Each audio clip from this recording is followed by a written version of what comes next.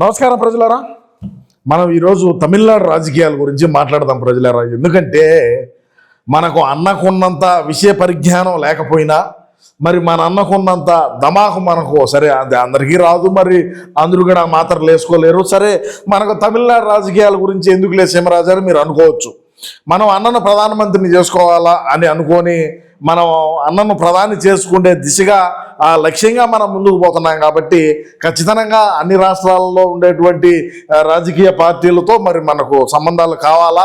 మనం ఆ దిశగానే ముందుకు పోతే మరి అన్న ప్రధాని అవుతాడు. ఇక మనం పోతే మరి ముఖ్యంగా చూసుకుంటే ఆర్కే రోజా గారి గురించి మనం ఈరోజు చర్చించాలి. ఎవరు కూడా దయచేసి నవ్వద్దు, ఎందుకంటే ఇది చాలా సీరియస్ విషయం, సీరియస్ అయిన మ్యాటర్. ఎందుకంటే గతంలో ఇంటికి పిలిచి చేపల పులుసు పెట్టినో లెటపీరారో గడపల్లా మరి స్టాలిన్కు ప్రచారం చేస్తాం. ఆమె వీడియో అదే ఒక మాట మాట్లాడున్నది, దాన్ని మనం ఒకసారి విని ఆ తర్వాత మన రోజాక్క గారి గురించి మనం చర్చ అంటే గొప్పగా చెప్పుకోవాలి. ఎందుకంటే తమిళనాడు ప్రజలకు మరి విజయ్ గారి మరి ఆయన పాలన కావాలని అనుకున్నారు. కాబట్టి విజయ్ పాలన రావాలంటే మరి రోజా గారు తీసుకురావాలి. రోజా గారు నాలుగు మాట్లాడడం వల్లే కదా ఈరోజు మనకు ఈయన గెలిచినాడు, విజయ్ గెలిచినాడు అని కూడా తమిళనాడులో ఉండేటువంటి ప్రజానీకం అందరూ రోజా ఇంటికి ముందుకు పోయి ఈ బాణాసంచ పటాకులు కాల్చడం కూడా జరిగిందని మనం విన్నటువంటి పరిస్థితి. సరే ఈమె ఏం మాట్లాడుతుందో మనం ఒకసారి విందాం ప్రజలారా. నీ ఇన్స్పిరేషన్ నీ కథ మామూలుగా ఉండదులే, చెప్పు.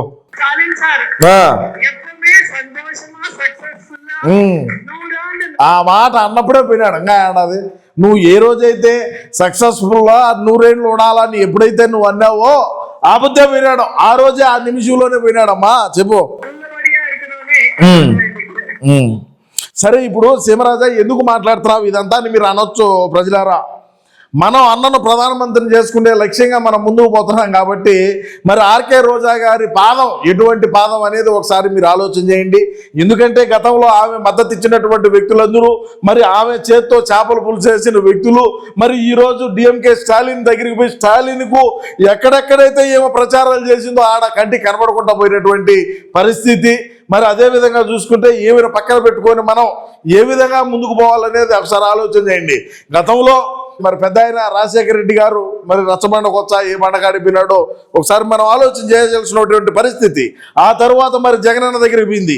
జగనన్న దగ్గరికి పోయినాక బ్రహ్మాండమైనటువంటి మంచి మంచి పళ్ళాలు మంచి మంచి కంచాల్లో భోజనం చేసేటువంటి వ్యక్తి జైలు పాలి చెప్పకూడదు తినాల్సినటువంటి పరిస్థితి వచ్చింది. ఆ తర్వాత మరి బయటకు వచ్చినాడు. మరి ఏమేమి కథలైనాయి మరి అందరం కూడా చూసాం.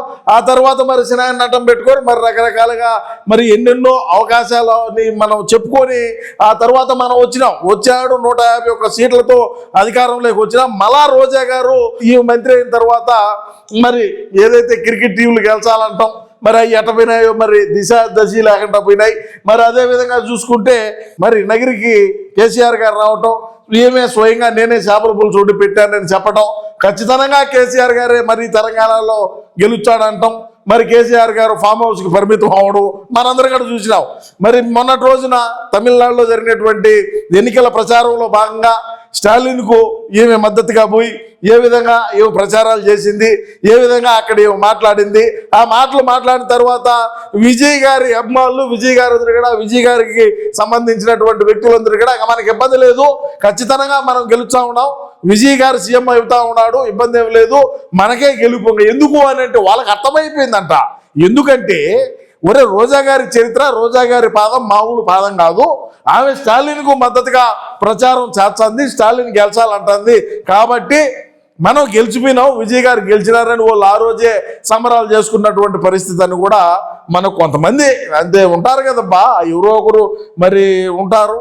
మరి ఏ రోజైతే స్టాలిన్ గారి దగ్గరికి ఆర్కే రోజా గారు పోయినారో ఆ రోజు ఆయనకు దశ రెండు కూడా మారినాయని నేను ఈ సందర్భంగా తెలియజేసుకుంటూ, ఏది ఏమైనప్పటికీ రాష్ట్ర ప్రజలారా ఆర్కే రోజా గారిని కొద్దిగా మనం దూరం పెడితే మరి రాబోయే రోజుల్లో మన అన్నకు భవిష్యత్తు ఉంటుంది.